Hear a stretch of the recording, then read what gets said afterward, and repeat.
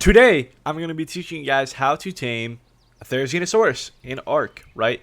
So, Therizinosaurus are kind of hard thing to tame. They're pretty difficult, right? So, let me look into my mailing to tell you guys exactly what you need, right? So, when you go to tame a Theri, right, you need a long neck. You're going to need at least 50 tranquilizing darts. Dodex says you need 40, but I'd bring like 10 extra. And then you really only need 4 wooden billboards. But again, I would bring a little bit extra because this stuff just tends to go south all the time when you try to tame this guy like this. Next is a spyglass. And then you're to make sure you're taming a high level Theri because you're going to use these guys a lot in PvP. So you're going to need a high level Therizinosaur. And then next is going to be exceptional kibble. You need at least 10 to tame it, right? So that's all that you actually need to tame the Theri. Now, starting with foods, from most effective to least effective to tame the Therizinosaurus, okay? There's going to be exceptional kibble. It'll take you 34 minutes to tame the Theri with exceptional kibble.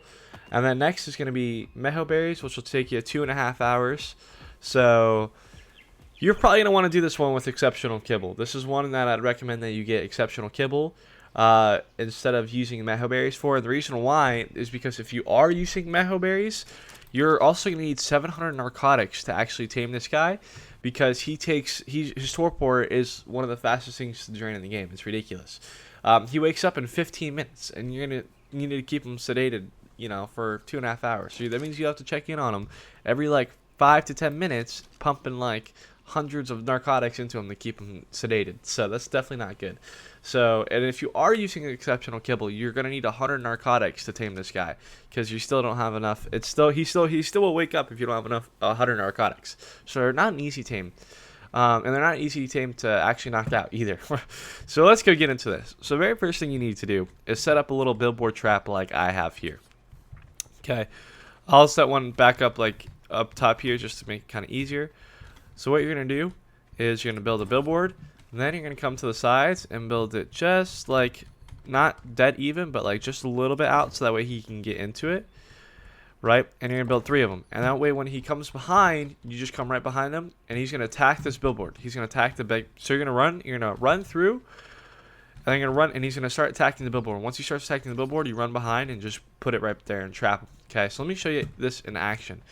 Right, these guys are tough, man. As soon as they spawn in, they like to come get you. So, ready? All right, here we go. All right, boom. So, see, he's coming. He's chasing. Then you got to get him attacking that. Boom. Once he attacks that, you pull it out. Come right behind him. Boom, just like that. Done. Over with. Done. And now, typically, the reason why I use wood is because he can break wood. But most of the time, once you actually start shooting him, he'll, like, negate his focus. And actually focuses on you, like this. Right, and if he does get the wood kind of low, then what you're going to want to do is you're just going to want to place a new wooden billboard right on top of it. But yeah, so this is it. He's completely trapped. He's not even attacking the wood. He's just looking at me like a dum-dum. And all you're going to do is just knock him out with your darts. I'll get right back to you guys when he's actually knocked out. All right, perfect. He is down. So look at that. This guy is down. A bunch of tranquilizing darts later, and he's knocked out. Remember what I said. You're going to need, if you are using exceptional kibble, you still are going to need 100 narcotics to keep this guy knocked out during the duration of the tame. So yeah, there you go. Put your exceptional kibble in there. Make sure his unconscious bar does not deplete, because if that depletes, then your Theri is gone. Right, so make sure that does not deplete. Just keep checking in on it about every 10 to 5 minutes, because it takes 15 minutes for these guys to wake up. I'm going to tame this guy real fast, and I'll be right back to you when he's actually awake. Alright, he is up. Perfect. So, once your Therizinosaur actually wakes up, perfect. Congratulations. You've just tamed your first Therizinosaur. Now, what to level on this guy? There's a couple things to level, but as far as I'm concerned, the most important thing on your Therizinosaur is melee damage. Right?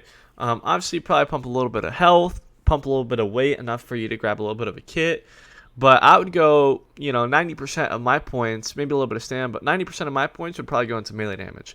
And the reason why that this guy is actually so good is I can't show you it here, but when you actually are attacking people, and let's say this Iguanodon right here, but had a rider on it, instead of doing damage to the Iguanodon itself, I also would be dealing damage to the rider.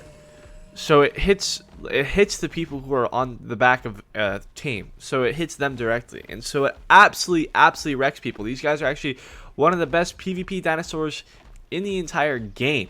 It is ridiculous. Plus, they do torpor damage too. So a lot of times, if you're PvPing with somebody, these guys are great for cave fights.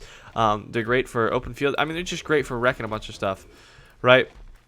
Also, they're good fiber gatherers. If you right click on these guys, you can gather a bunch of fiber, so that's really cool. They're also pretty good at gathering wood. If you left click, they gather a bunch of wood. So a lot of times you'll see people on big tribes, this ain't really the method now, but they'll go to a raft in the swamp and they'll just, run around collecting wood in the swamp on Ragnarok with a Theri, just because they gather so much freaking wood. Big mega tribes do that. And then they also gather a bunch of fiber. There's also a couple more unique things to note about the Therizinosaur, and that's its harvesting levels.